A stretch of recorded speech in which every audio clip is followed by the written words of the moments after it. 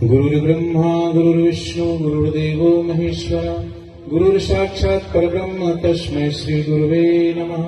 त्वमेव माता च पिता त्वमेव बन्धु च सखा त्वमेव विद्या च द्रविणं त्वमेव सर्वं मम देव।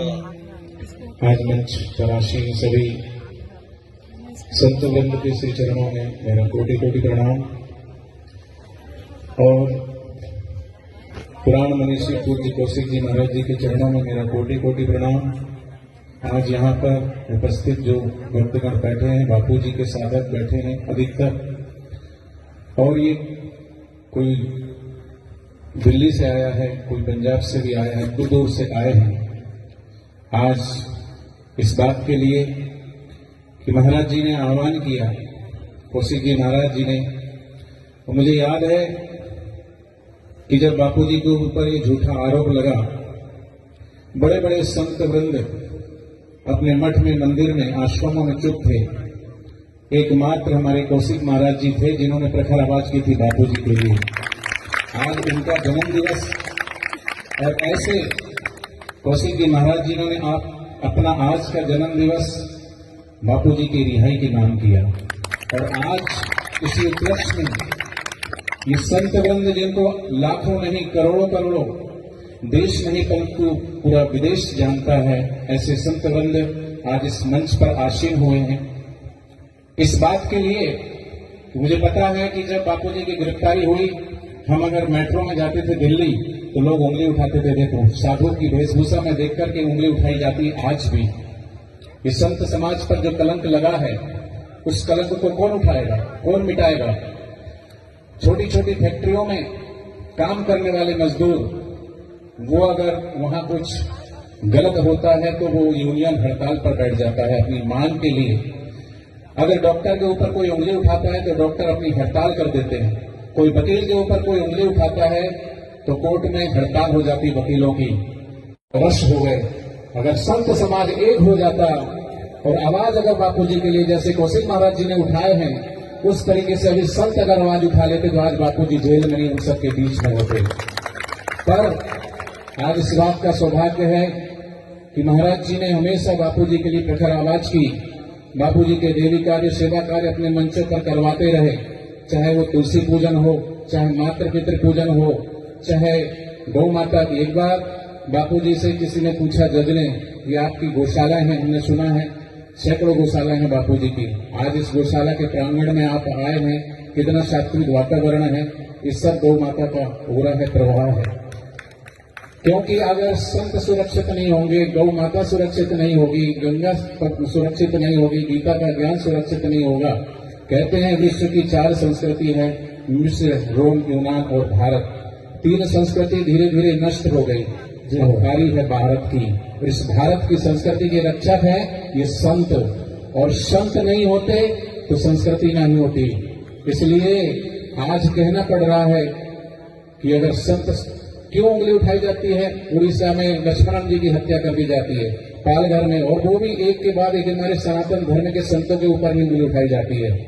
तो मैं तो आज कौशिक महाराज जी के चरणों में प्रणाम करते हुए भगवान से, ईश्वर से यही प्रार्थना करता हूं, और हमारे सब साधक जो आए हैं, कि आप दीर्घायु हो, खूब खूब चिरंजीवी हो, और आपके द्वारा ऐसी सनातन संस्कृति का प्रचार प्रसार देश ही नहीं बल्कि पूरे विश्व में कीर्तिमान होता रहे।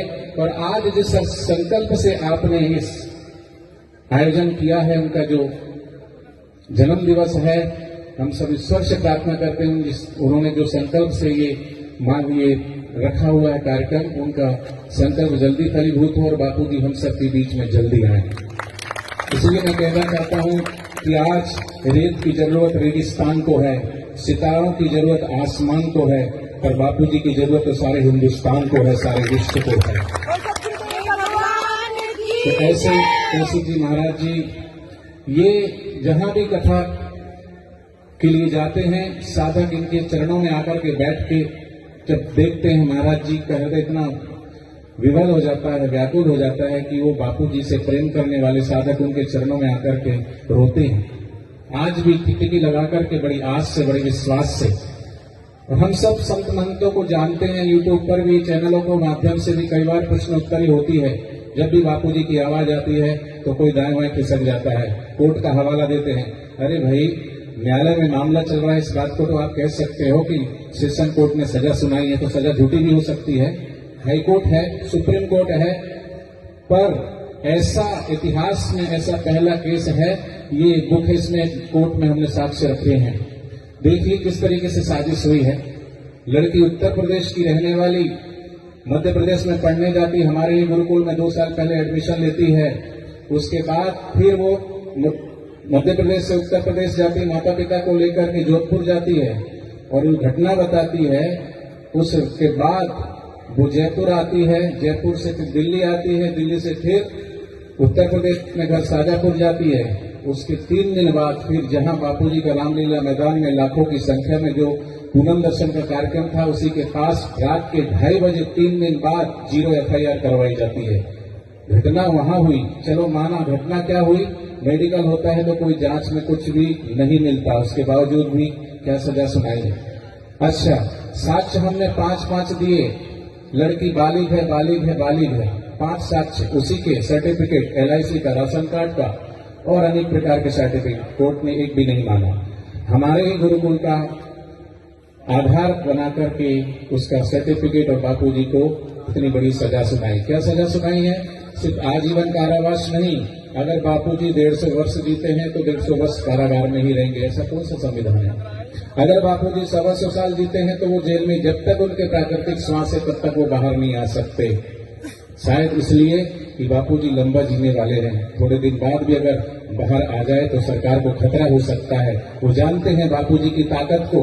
आज भी अगर बड़े बड़े दिल्ली, मुंबई, कलकत्ता में नहीं, आज अगर इस ब्रज क्षेत्र में भी बापूजी के चरण पड़ जाए तो यहाँ कुंभ लग सकता है। आज भी ताकत है बापूजी की, ये बात अच्छे से वो जानते हैं।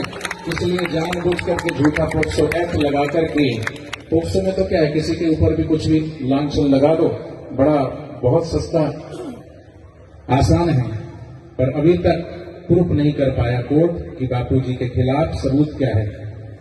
पर हमने सबूत दिए 5। मैं सभी संत बंधुओं से अनुरोध करता हूं कि अब समय आया है, आज जिस संकल्प के साथ महाराज जी ने अपना जन्म दिवस यहां मना रहे हैं, उसकी संकल्प पूर्ति के लिए हम सबको बहुत जल्दी दिल्ली में एक विशाल आंदोलन हम करें और इसी तरीके से महाराज जी की अगवानी में हम करें। महाराज जी वहां पर पधारें और सभी संत वृंद पधारें और ऐसे ही बुलंद आवाज करें, तो फिर देखिए बापूजी हम सबके बीच में कैसे नहीं आते हैं।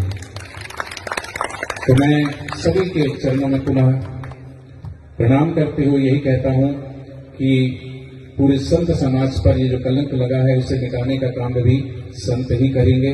इसी आशा के साथ मैं अपनी वाणी को विराम देता हूं। हरिओम।